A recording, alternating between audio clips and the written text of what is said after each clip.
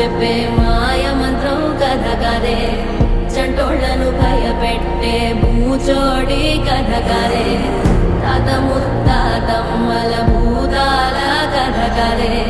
విక్రమాదిత్యుడు చెప్పిన వేదాళుడి కథ కదే దీపము నుండి దెయ్యం వచ్చే అల్లావుద్దీన్ కథ కదే ఇది ముడత చర్మం ముసలి చెప్పే కథ లాంటి నిజమే